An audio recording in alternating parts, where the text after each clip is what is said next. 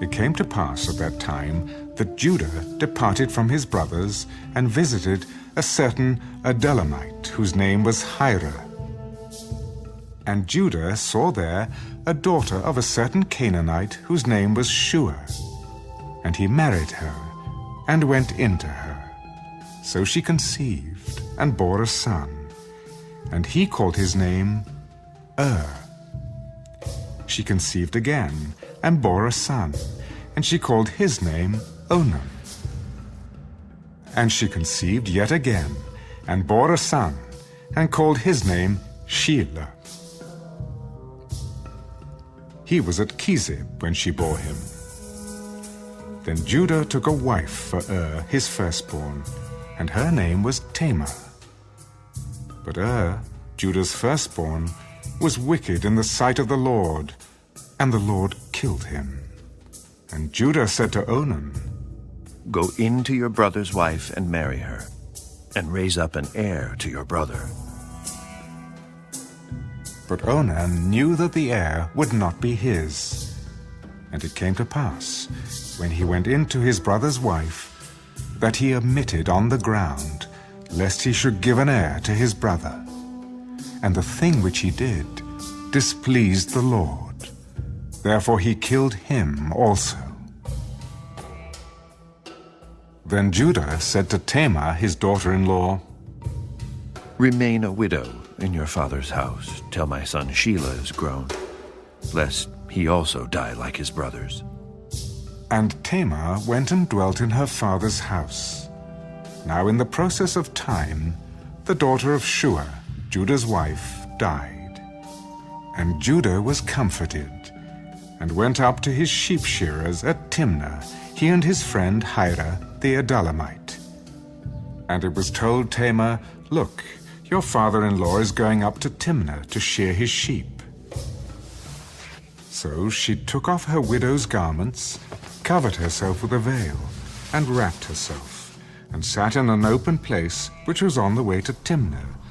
For she saw that Shelah was grown, and she was not given to him as a wife. When Judah saw her, he thought she was a harlot, because she had covered her face. Then he turned to her by the way. "Please let me come in to you." For he did not know that she was his daughter-in-law. "What will you give me, that you may come in to me?" "I will send a young goat from the flock."